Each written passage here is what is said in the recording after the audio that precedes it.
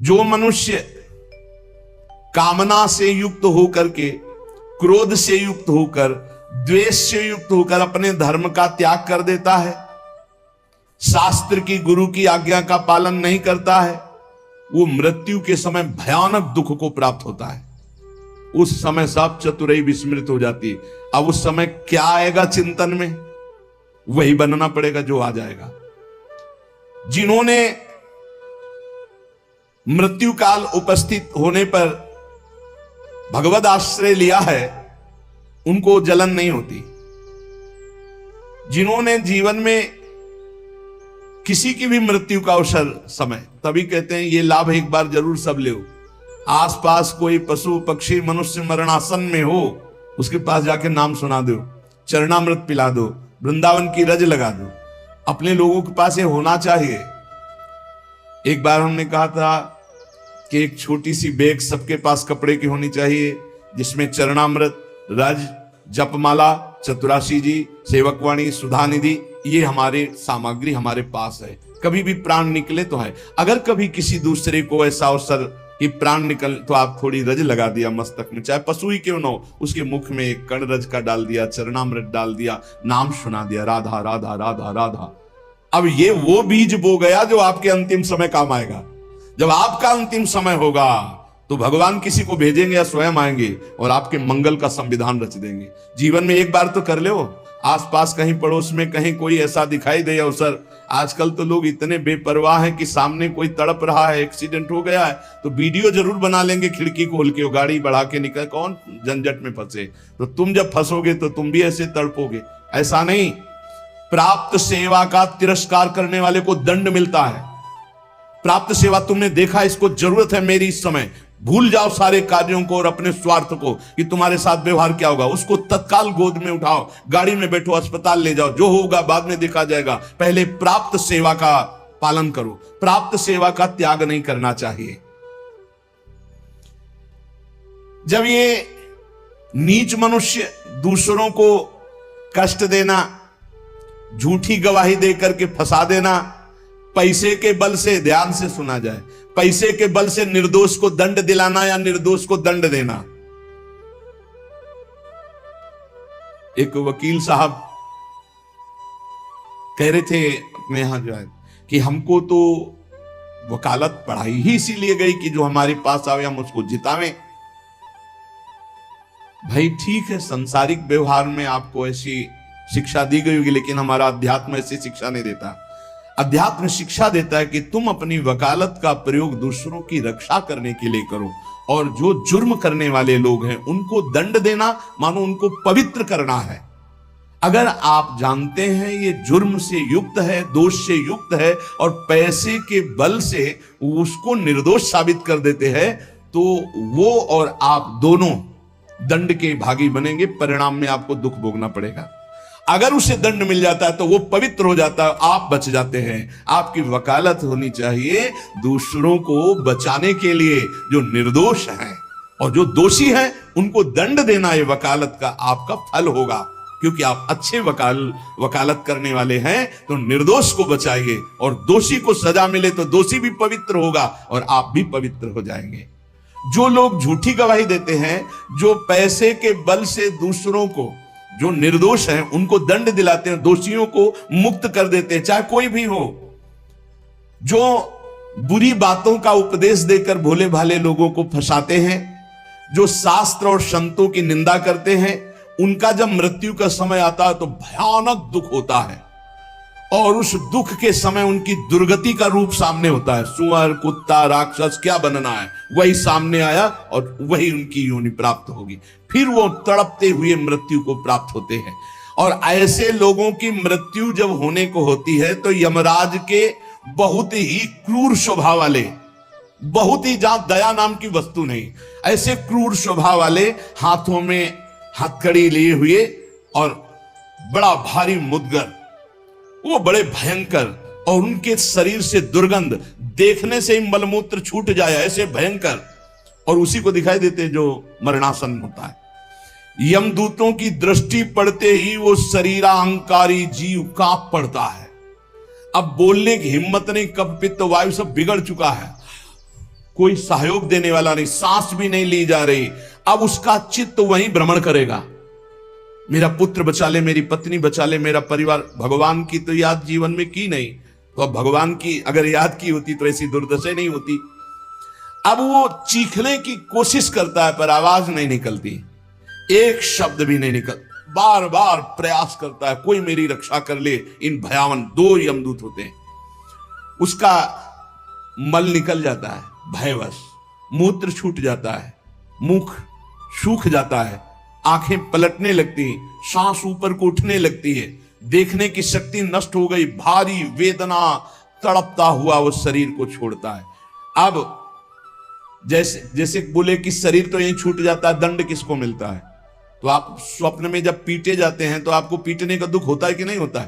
पीटने का दुख होता है, जगने के बाद पता चलता है वो झूठा होता है। शरीर तो स्थूल आपका सैया में सोया होता है, जब चाकू मारी जाती है ना तो वैसे अनुभव होता है, वैसे अनुभव होता है। तो ये जब स्वाप्निक शरीर में अनुभव हो गया, वो तो यम यातना देह पर्सनल, जैसे जेल की वर्दी मिलती है ऐसे एक शरीर मिलता है उस जीवात्मा को। मन बुद्धि चित्त अहंकार 5 ज्ञानेंद्रियां 5 कर्मेंद्रियों सहित उस शरीर में पैक कर दिया गया, उसका नाम यातना देह है। अब उसको उस शरीर से ले जाते हैं, यातना देह से। स्थूल देह तो यहीं छूट गया, सूक्ष्म शरीर कारण शरीर पैक कर दिया गया यातना देह में। जैसे स्थूल शरीर में स्थूल शरीर छूट रहा, यातना देह मिली, वो सूक्ष्म होता है। अब ये माता पिता का गर्भजनित देह नहीं है, ये दंड विधान वाला है, ये कर्म जनित होता है, इसे यातना देह कहते हैं। यमराज के दूत फांसी लगाते हैं गले में, जैसे कुत्ते के नहीं डाली जाती ऐसे, और पीछे से मुदगरों की मार और घसीटते हुए ले जाते हैं। पीछे से ऐसी मार कि वो चीखता है, चिल्लाता है, पूरा अनुभव जैसे स्थूल शरीर में, ठीक वैसे ही उसमें मरना नहीं होता। बस एक खास बात होती है, क्योंकि स्थूल शरीर में मरना होता है, सूक्ष्म शरीर कारण शरीर जो यातना देह में उसमें मरना नहीं होता। बहुत लोग कहते हैं शरीर तो यहां छूट गया फिर नरक स्वर्ग किसको मिलता है? अरे शरीर एक कोट की तरह उतार दिया गया, तू तो उसी में पैक है, अभी भूल मत कर। अब देखो दक्षिण दिशा की ओर उसे दौड़ाते हुए मारते हुए पीछे से ले जाते, और तप्त बालू, आग जैसी तपती हुई बालू,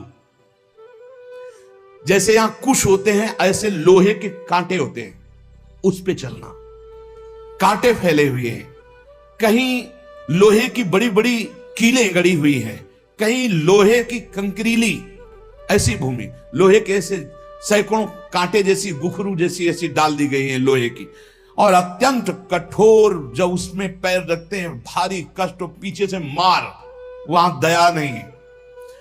कहीं आगे भूमि आग जैसी जलती हुई, कहीं सैकड़ों गड्ढे जिनमें गिरा गिरा करके मारते हुए ले जाते हैं, और सूर्य भगवान इतने नजदीक से ताप देते हैं कि आग लगती है, वो सूर्य की किरणों से जलता है।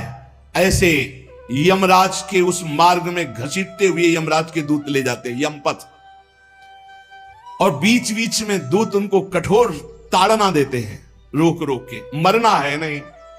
जिस समय जीव को घसीट कर ले जाते हैं, सैकड़ों घुड़कियां मार, इस तरह का कष्ट हो। अभी ये ब्याज है, नरक नहीं पहुंचा, अभी तो यात्रा है, बिना किसी सवारी के यात्रा होती है 48 मिनट 2 घड़ी में। जो मनुष्य यहां छत्र दान किया है किसी को,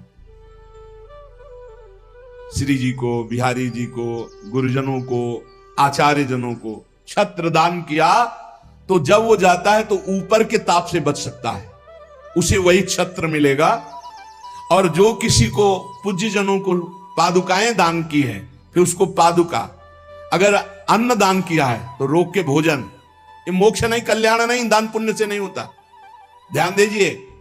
हां, उस भारी संकट के समय में तुम्हें भोजन मिल जाएगा, पौशाला खोला पानी पिलाया तो तुम्हें पानी मिल जाएगा।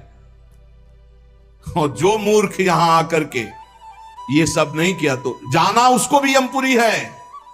भजन के बिना यमपुरी से नहीं बच सकते, दान पुण्य करके। अवश्य में भोक्तव्यम कृतम कर्म शुभा शुभम, इसीलिए समझ लो, सोचते हो कि हमने दान पुण्य कर दिया, हमारे लिए विमान आएगा परम पद का, जाना नरक ही पड़ेगा। बारी मथे घृत होए बरु सिकताते बरु तेल, बिनु हरि भजन न भवतरी या सिद्धांत तपेल। भजन के बिना नहीं, इसलिए कह रहे राधा राधा राधा।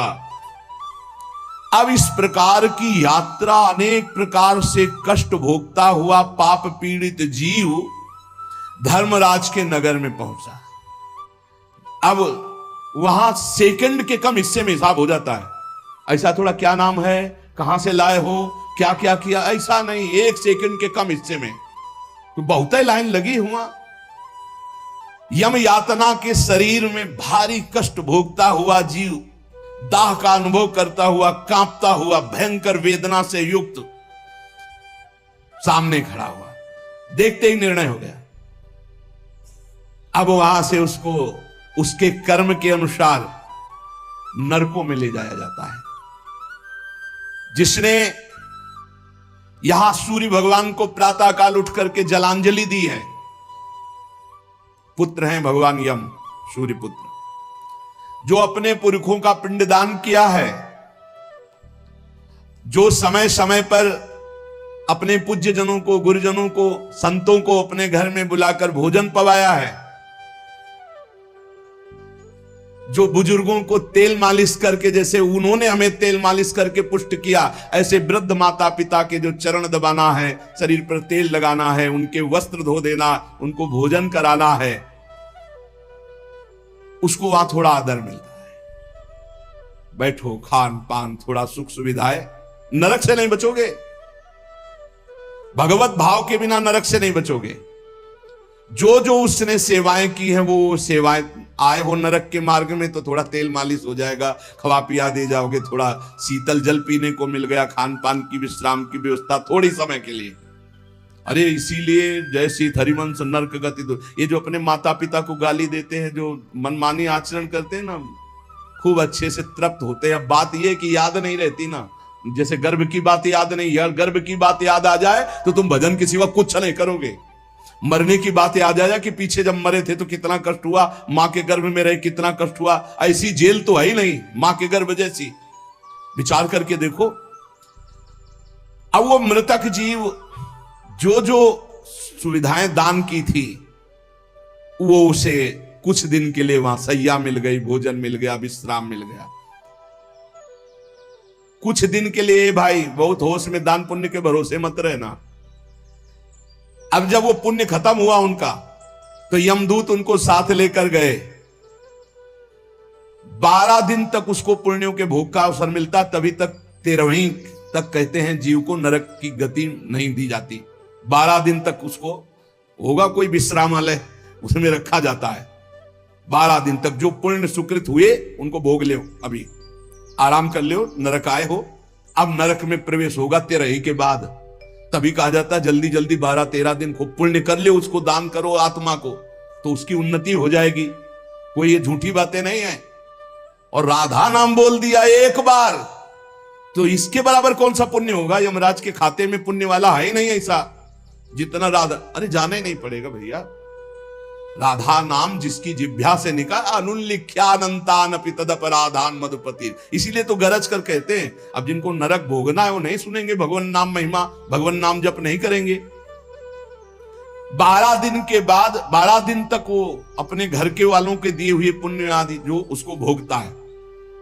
फिर जब पिंडदान हो जाता है 13वीं, तब तत्र यद बांधवस्तोयम प्रेक्षन्ति तिलैः सह यच्च पिंडम प्रेक्षन्ति नियमानस्तदनुते तैलाभ्यांगो बांधवानां मंग संवाहनम च यत् तेन चाप्याप्यते जंतुर यच्चास्नन्ति सुबांधवाः। जब शरीर छूटता है उस समय से बहुत होश में रहो, सब कुछ मिलेगा उसको। जीवात्मा जो छाती के पास बैठ के ले नाक बहा रहे हैं, आंख बहा रहे हैं, यही पीने को मिलेगा उसको। बहुत होश में राधा राधा। कम जिंदगी में वो नहीं जपा तो तुम तो कीर्तन कर ले, वो मिलेगा फल उसको। 12-13 दिन का ऐसा हिसाब रखा जाता है कि बांधवजन परिवार के, लेकिन भजन नहीं करेंगे, रोना धोना। मृत्यु से 12 दिन बीतने के पश्चात यमपुरी को खींच कर ले जाया जाता है उस जीव को। अरे यमपुरी भैया वहां जैसे जेल पहुंचे, कोई थप्पड़ लग रहा है, कोई डंडा लग, वो देखे कि प्राण छूट जाते कि हमारे ये दुर्दशा। मरना नहीं खास बात है। यमराज की यमपुरी को देखते ही प्राण सूख गए। कोई काटा जा रहा है, कोई कोल्हू में पेरा जा रहा है, कोई पकौड़े की तरह तला जा रहा है, हाहाकार मचा, मरना किसी को है नहीं। मृत्यु काल, ये सब वहां नजर आ रहे हैं। मूर्तिमान मृत्यु, मूर्तिमान काल, जो यमपुरी में दंड हो रहा है।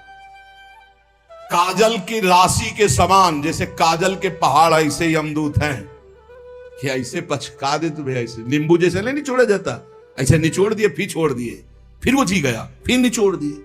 अब बोले 10,000 वर्ष तक यही करना है उसको, अब 10,000 वर्ष तक वो ऐसे करता है। क्या दुर्दशा। तभी हरिवंश महाप्रभु कहते हैं, रस सिद्धांत का वर्णन जब करते हैं तो कहते हैं, जैसी हरिवंश नरक गति दुर्भरी, बहुत कठिन है नरक की गति। तभी कहते हैं नरक जाओगे होश में रहो, मतलब सबसे बड़ा दंड नरक का। लोग कहते हैं कि कहां नरक स्वर्ग है, किसने देखा है? तुम देख लोगे। ऐसे आचरण रख रहे हो जो संतों की अवहेलना करे, शास्त्र की अवहेलना करे, भगवान को अवहेलना कर रहे हो, अपने आप देख लोगे पर बताने नहीं आओगे। बस खास बात ये है। और भौहें कैसी? टेढ़ी भौहें, काजल के समान काले, और विकराल मुख, लंबी दाढ़ें, कुरूप, आवाज भीषण भयंकर, और रोम ऐसे जैसे बंबूल के कांटे कि अगर ऐसे कर दे तो पूरा शरीर छेद जाए, ऐसे दूत।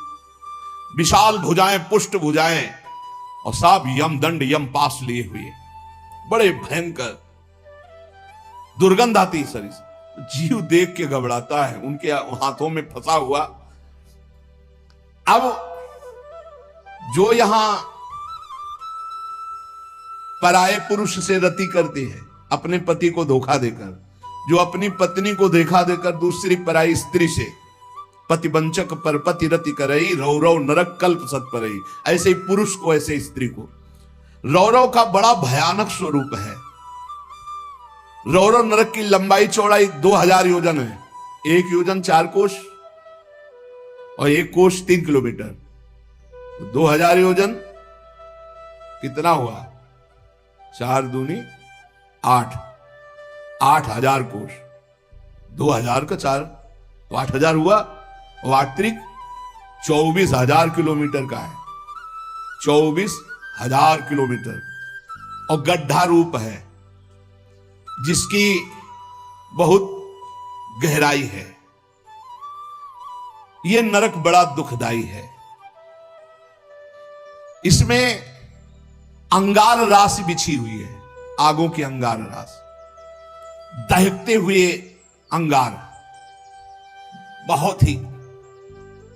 अब जो स्त्रियां पराये पुरुष से, तो वैसे ही सैया अंगार की और तपता हुआ आग का पुरुष। अब भैया वहां जो पुरुष पराई स्त्री से, पशुवत आचरण नहीं।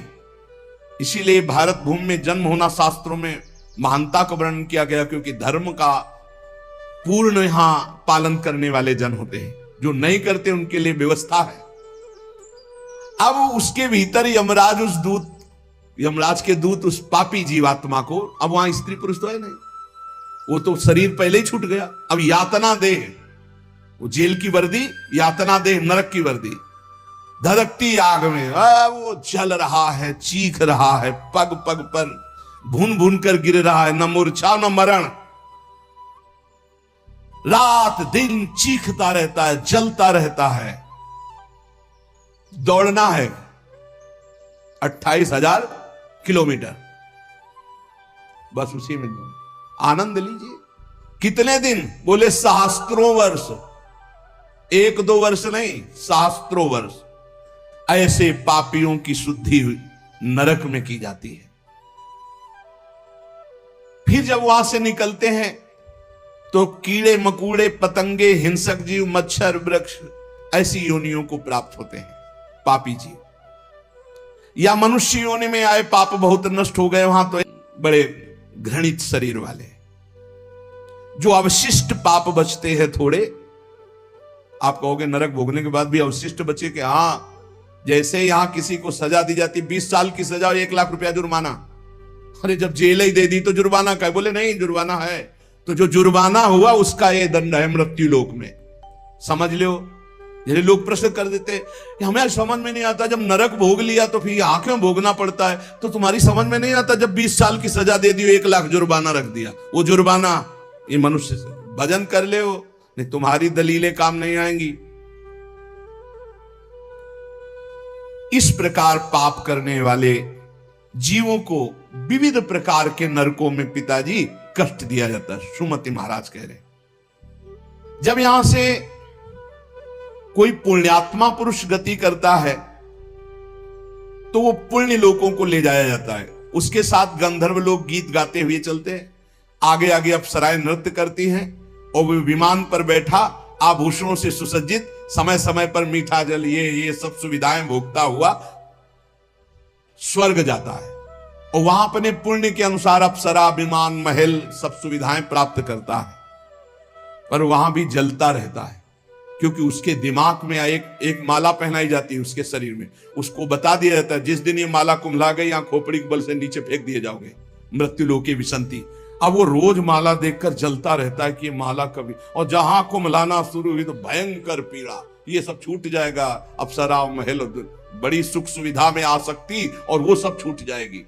अच्छा, ये दुख, और दूसरा एक दुख बगल में दूसरी अप्सरा वाला निकला विमान, जो उससे कई गुना सुंदर, कई, अब वो जल रहा है, उसको शांति नहीं।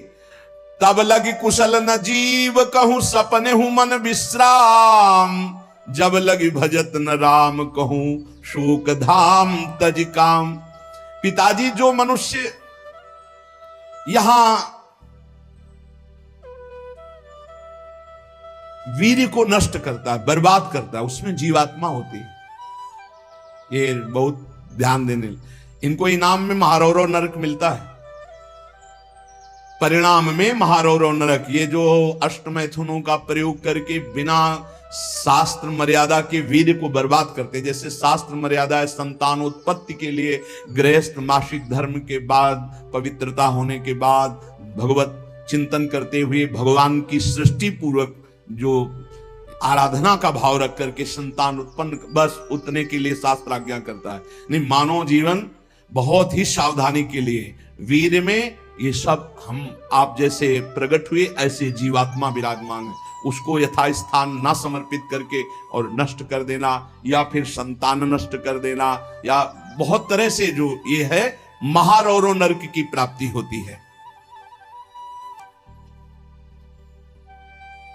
नारकी घोर दुखदाई नरकों में ये जब जीव गिराए जाते हैं तो इनको पहले पता होता कि मेरे इस पाप का दंड मिल रहा है, मैंने जो पाप किया है। बहुत ध्यान देने की बात है, अभी तक जो चर्चा हुई उसमें खास बात यह है, आचरण पवित्र ना होने से नरकों की प्राप्ति समझ लो। पहला, पराई स्त्री की तरफ या स्त्री पराई पुरुष की तरफ जो व्यभिचार प्रवृत्ति करती है उसे रौरव नरक मिलता है। यहां जो व्यर्थ में वीर्य नष्ट करते हैं अन्य प्रकार से, इसे खिलवाड़ न समझा जाए, मनोरंजन नहीं। मानव देह बहुत बड़ी संपत्ति है जो भगवान की प्राप्ति के लिए मिली है। जैसे आप अभी पता चले कि आप शरीर को नष्ट करना चाहते हो तो हमारी भारत सरकार आपको बंदी बना लेगी। सरकारी संपत्ति, आप जी सकते हो, केवल सेवा कर सकते हो, कर्म कर सकते हो, लेकिन इसे नष्ट करने का अधिकार नहीं।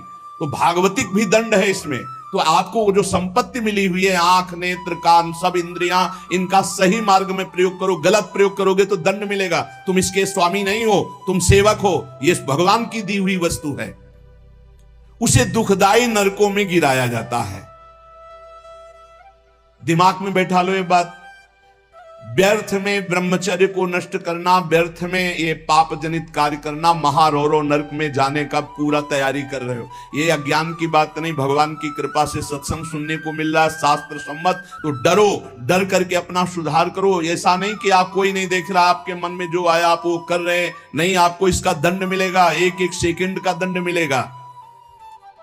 यमदूतों द्वारा घसीट घसीट कर ले जाए गए उस महान रौरव नरक में एक घंटी यंत्र की तरह उसमें बड़े बड़े कांटे ऐसे हैं जैसे खजूर के, वो घूमता हुआ है। इसका विस्तार 12,000 योजन है। बरचौक 48,000 कोष, 12,000 योजन। तांबे की सी तपती हुई, धधकती हुई भूमि, और उसमें बिजली जैसा यंत्र घूमने, और बड़े बड़े खजूर जैसे कांटे, और ऊपर से उसमें फेंक दिया। तड़पता है ऐसे, बस उसी में तड़पते घूमते रहो। अरे बड़ा कष्ट में, वहां मरना नहीं है तो वहां पूरा खेल बहुत कष्ट का है। नीचे से धधकती आग, ऊपर से राउंड करने वाला बिजली का जैसे झूला, और उसमें बड़े बड़े कांटे, अब फेंक दिया गया और वो तड़प कर दूसरी तरफ गिरता है तो कांटे कांटे कांटे, नीचे गिरता है तो आग, फिर उठाकर उसके वो उसमें मनमानी आचरण नहीं। यमदूत उसके हाथ पैर बांध देते हैं, फिर उसमें डालते हैं। इसी महारौरो नरक में एक स्थान, उसी 12,000 योजन वाले में, कौआ, बगुला, बिच्छू, मच्छर, गिद्ध और इन सबकी चोंचे, पूंछ सब लोहे की जैसी, वज्र जैसी कठोर, उसे नोचवाया जाता है। किसको? ये जो नहीं भूंज के मुर्गा मुर्गी बकरी बकरा नहीं बड़े स्वाद से बोले चिमटी से खाते हैं, ऐसे वैसे चिमटी जैसी नोच, जिंदा नोच नोच के, होश में वहां कोई बचाने वाला नहीं। इसलिए कह रहे मान जाओ, बंद कर दो, अब लो नसानी, अब ना न सही हो। इतने बड़े तुम भारत लेवल के, विश्व लेवल के महावीर नहीं बनोगे मुर्गा बकरी और अंडा खा करके कि हाँ तुम्हारी जय हो जाएगी, पराजय हो जाएगी। बंद कर दे रे। ये मांस मछली जीवों की हत्या करना, मनुष्य जन्म बहुत सुंदर मिला है भगवत प्राप्ति के लिए। जिनके कानों में पड़ रहे हो हाथ जोड़कर प्रार्थना है, रौरो नरक, महारौरो नरक की तैयारी मत करो, ये मुर्गा मछली बंद कर दो। इतने बड़े बलवान नहीं हो जाओगे कि यमदूतों को पटक दो। यमराज के पास लौट के गए, बोले बहुत धुनाई हुई है, वो तो केवल हरि पार्षद कर सकते, दूसरे लई नारायण पुकारा तो हरि पार्षद आ गए, बचा लिया उसे। समझो, कौवे, बगुले, बिच्छू, मच्छर, गिद्ध, ऐसे मच्छर ऐसा जो पूरा ऐसे इंजेक्शन जैसे बड़े बड़े ऐसे वज्र के समान, जिनकी चोचे मार मार करके नोचते हैं। अब वो व्याकुल छटपटाता है, आप जब कर्म सुधारने थे तब तो मनमानी आचरण करते हो। ये बहुत संभल के, ये हम इसीलिए सुना रहे हैं कि जो नहीं समझ रहे हैं कुछ नहीं, देख लेना भैया, देख लेना। बोले कि यहां कोई देखने को मिलता है? हाँ देखने को मिलता है। मर्सरीज गाड़ी में लग गई आग, वो अंदर है, जिंदा भून गए। ये क्या है तुम्हें समझ में नहीं आ रहा है? तुम जिंदा भून के खाते हो तो समय तुम्हें जिंदा भून देगा। तुम दूसरे को काट के खाते हो, एक्सीडेंट हुआ, यहां घुसा, निकलने के चांस नहीं, तड़प कर मरो। कर्म को अवश्य में भोक्तव्यम कृतम कर्म शुभाशुभम। किस जन्म का कौन सा कर्म तुम्हें दंड दे दे, डरो। यहां सब कुछ दिखाई दे रहा है, तुम आंख खोल करके देख लो। एक बेटा है जो जीवन भर सुख देता है, एक बेटा है जो जीवन भर दुख देता है। एक पत्नी है जो देखते ही हृदय आनंदित हो जाए घर में जाते, और एक है कि देखते ही जलकर भुन जाओ। एक पति है जो पूरे जीवन सुख देता है, एक है कि जीना मुश्किल। ये सब कर्मों का फल भोगना पड़ता है।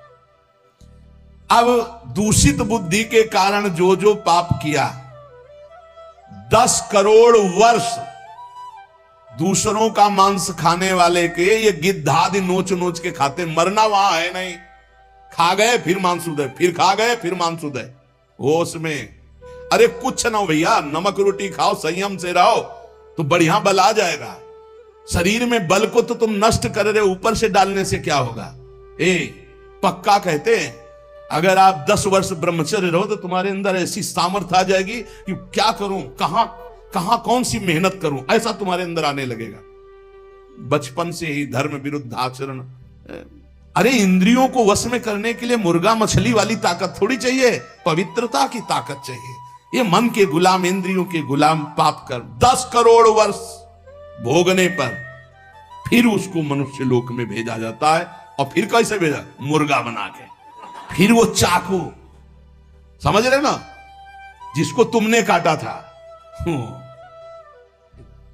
फिर बहुत बड़ा। इसीलिए कहा गया, सेवक जी महाराज करें, संस्कृति मान बरियाय के पायो मानुष दे ताकत पार। अरे संस्कृति चक्र को रोक के भगवान कृपा करके तुम्हें मनुष्य दे दिए। और सत्संग भी सुना रहे कि हमें पता नहीं था, तो आप पाप कर्म करना बंद कर दो। देखो कैसे घृणित पदार्थ खाते। अंडे में क्या भरा है, कितना दलित दूध। हाँ बोले हम बलवान बने, विटामिन पी रहे हैं। क्या करें? हाँ मतलब गजब, उल्टी हो जाए देख के। अंडे में जो भरा है उल्टी हो जाए देख के। कर्म काल तुम्हें दंड देगा। मान लो जीवों के प्रति दया का भाव सबसे बड़ा धर्म है। परहित सरिस धर्म नहीं, जीवे दया, जीव पर दया करो। ये जो अपराध कर रहे हो, अरे भाई, एक एक जैसे चबेना चबाते ना, ऐसे मछली चावल खाते हैं। जिंदे खाएंगे यमदूत वहां, ये सब यमदूते हैं जो बड़ी बड़ी चोंच वाले। अब महारौरव के कष्ट को कैसे तुम्हें बताए। उसी के बगल में है शिवातम नामक एक नरक, जहां भीषण सर्दी ही सर्दी, इधर जलता हुआ और घूमता चक्र हो ऐसे, फिर बगल में ही एक गिद्ध हो, ये सब, और उसके बगल में शिवातम नामक नरक रौरव नरक के बराबर में ही है। घोर अंधकार, भीषण सर्दी और दम घुटने वाली गैस। अरे ऐसे ऐसे नरकों का वर्णन पूरा तो आज हो ही नहीं सकता है, केवल वानगी भर दे रहे हैं तुम्हें। घोर अंधकार, भीषण सर्दी और जहरीली गैस, शिवातम नामक नरक। अब वहां छोड़ दिया गया। अब वो कांपते हैं, सांस लेने में वो जहरीली गैस उनकी दम, मरना वहां है नहीं, और सब अंधेरा है, सब एक दूसरे को ऊपर। और ये वहां इतनी सर्दी की दांत कटकटाते हैं, भूख प्यास अन्य उपद्रव, इसके साथ ऐसी वायु चलती है कि बड़े बड़े ओला, फूट जाए शरीर, भयंकर हड्डियां चर चर टूटती हैं, ऐसे ईंट की तरह ओला गिरते हैं, मज्जा रक्त बह रहा है, अंधेरा, भीषण गैस, वो प्राण लेने वाली, क्षुधातुर मनुष्य एक दूसरे को खा रहे हैं वहां नरक में। शिवातम नामक नरक, महान कष्ट भोगते हैं ये निकृष्ट पुरुष, जो दूसरे के बच्चे का अपहरण करके ले आते, जैसे नहीं, दूसरे आदमी का चोरी करना, हिंसा करना, मार कर, ये सब इस नरक को प्राप्त होते हैं। डरो, यही डर ही डर हरिवंश हित, जिनो भ्रमय गुण सलिल पर, जी नामन मंगल लोक तीर्थ। ये छोटे छोटे पशु पक्षियों को तुम मार कर खाते हो, दूसरों के धन का अपहरण करते हो, अस्त्र शस्त्र लेकर किसी दुकान में घुस गए, उसको मार दिया, काट दिया, उसकी संपत्ति छीन लाए, ले लो, तुम्हारा ये स्वागत होगा। शिवातम नामक नरक में डाले जाओगे, जहां केवल अंधकार, भीषण सर्दी, ओला की वर्षा और दम घुटने वाली गैस, और हजारों हजारों वर्ष वहां तुम्हें भोगना होगा। इसी के बगल में है निकृंतन नामक नरक। इसमें कुम्हार की चाक की तरह पूरा नरक घूमता रहता बड़ी रफ्तार से। ये थोड़ी देर रफ्तार वाले में किसी यंत्र में बैठ के देखना, बहुत रफ्तार से जो घूम रहा हो, चक्र की भांति निरंतर घूमता रहता है। और यमराज के दूत कोड़ा लिए खड़े रहते हैं, और जैसे उसके सामने आए तो इधर मारा चप से, और वो घूम के सर से वो उधर मारा उधर, चारों तरफ कोड़े की मार, और उस यंत्र अब वो उल्टी करता है, भयंकर भय लग रहा है, उसी में घुमाया जाता है। कुम्हार की चाक के समान चक्र की तरह निरंतर घूमता रहता है। यम दूत पापी के ऊपर कोड़ों की वार करते रहते हैं, शरीर पूरा मस्तक तक रक्तमय हो जाता है, कोड़ों की मार्ग से, रफ्तार से वो घूमता है, प्राण निकलना नहीं है, सब चिथड़ा उड़ जाता है कोड़ों, और सब मरना वहां है नहीं। बहुत कष्ट भोगना पड़ता है। यहां जो शराब पीते हैं, शराब पी करके अपने पूज्य जनों का अपमान करते हैं, नहीं, उनको पृथ्वी घूमती नजर आती है शराब पीने वाले, उसी में डाले जाओगे। नरक वैसे ही बना है तुम्हारे लिए व्यवस्था। जो बड़े पूज्य जनों का अपमान करते हैं, गाली गलौज, मदिरा पीना महापाप है, ऐसा हमारा शास्त्र कहता है, मान लो। इसमें मत सोचो कि जीव की हत्या नहीं, लेकिन हमारा जो शास्त्र के तस्मात् शास्त्रम प्रमाणम ते कार्य व्यवस्थित हो, ऐसा ना सोचो, बिल्कुल अक्षर साफ सत्य है। आज विज्ञान भी जो कुछ लाभ ले रहा है हमारे शास्त्रों से ही ले रहा है। विज्ञान भी शास्त्र का अनुसरण ही करता है। एक बहुत बड़े वैज्ञानिक आए थे अपने भारत के, उन्होंने यही बताया कि जहां से मेरा विज्ञान समाप्त होता है वहां से आपका अध्यात्म प्रारंभ होता है, इसलिए मैं दर्शन करने आया हूं आपके। जब तक शरीर के पापों का नाश नहीं हो जाता, इस अप्रतिष्ठित नामक नरक में बड़ा असह्य दुख भोगना पड़ता है। ये शराब पीना, ये बुजुर्गों का अपमान करना, दूसरों की हिंसा करना, अत्याचार करना, ये बंद कर दो। ये तुम्हें तमोगुणी राक्षसी बुद्धि प्रदान करती, इसलिए निषेध किया गया है। मनुष्य हजारों वर्षों तक इन यंत्रों को भोग करके जब पवित्र होता है, तब फिर उसको फिर यहां मृत्यु लोक में जन्म दिया जाता है। एक अस्पत्रवन नामक नरक है। ये 1000 योजन तक की लंबी भूमि का है।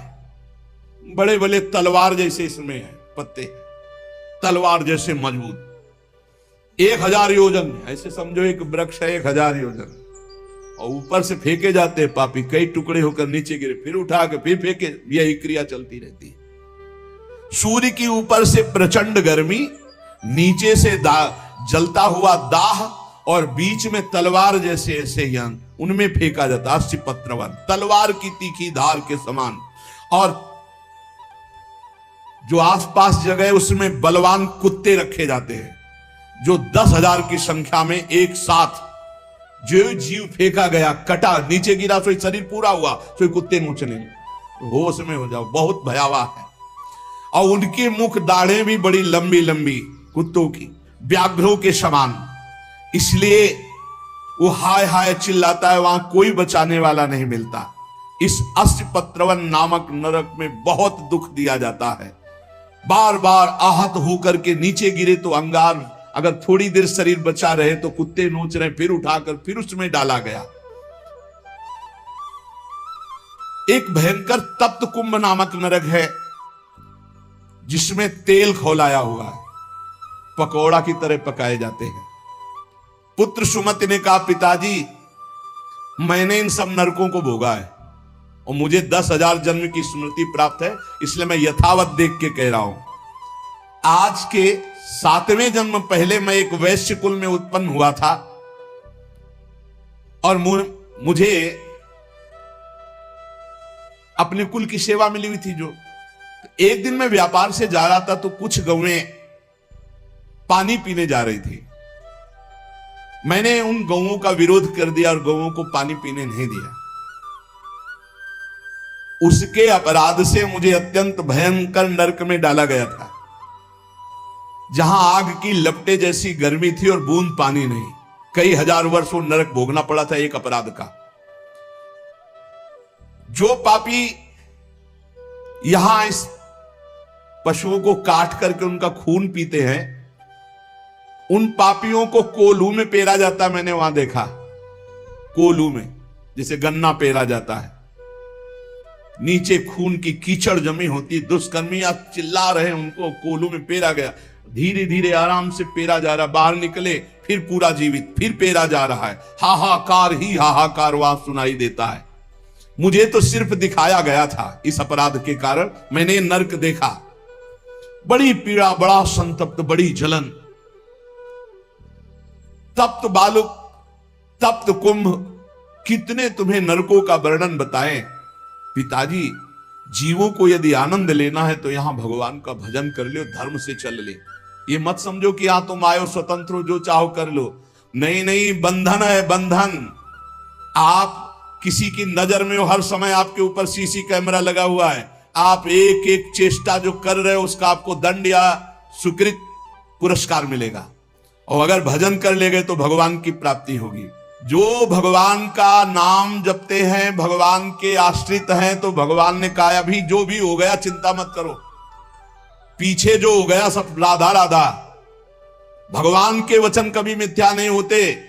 श्री भगवान ने कहा है, सर्वधर्मान परित्यज्य मामेकम शरणं व्रज, अहम त्वाम सर्व पापेभ्यो मोक्षयिष्यामि मा शुचा। मैं सब पापों से मुक्त कर दूंगा। भगवान की शरण में होके खूब नाम जप करो। लेकिन ये जो गंदी बातें हैं, मत देखो, मत बोलो, मत सोचो, मत करो, नहीं, ये बाधा पहुंचा देंगी। एक ब्रह्मज्ञानी महात्मा सुमति पूर्व में शिष्य बना करके प्रमाद स्थिति को प्राप्त होने के कारण एक जन्म और लेना पड़ा। इसलिए छोटी छोटी गलती में चूक हो जाती, फिर भयानक पापाचरण रूपी गलती करके कौन भगवत प्राप्ति कर पाएगा। इसलिए सावधान, नाम जप करो, कोई पाप कर्म ना होने पावे। शास्त्र का स्वाध्याय करो, जिससे तुम्हें पता चलेगा कौन सा पाप कर्म है और कौन सा शुभ कर्म है, और कौन सा ऐसा कर्म है जो शुभ अशुभ दोनों को विध्वंस करके भगवत प्राप्ति कराता है। खूब नाम जप करो, भगवान की शरण में रहो, वो सारे पाप नष्ट कर देंगे। तुम्हें भोगना नहीं पड़ेगा, पर आगे सावधान रहो। पाप उसी के नष्ट होते हैं जो अब लो नसानी अब ना नसइयो, आज तक ये आगे नहीं करूंगा, वही पवित्र होता है। तो ये संकल्प लो, ये नियम लो, ये भगवान से प्रार्थना करो कि हमारे द्वारा किसी का अहित न हो, किसी का अमंगल न हो। हर जीव जीना चाहता है, हर जीव सुखी होना चाहता है। तुम उन्हीं जीवों को दुख देकर कैसे सुखी हो सकते हो? इसलिए सावधान, अपनी जीव को संभालो, अपनी जनेन्द्रियों कर्मेंद्री को संभालो, अपनी बुद्धि को संभालो, खूब नाम जप करो। शेष चर्चा आगे। श्री राधा वल्लभ लाल की।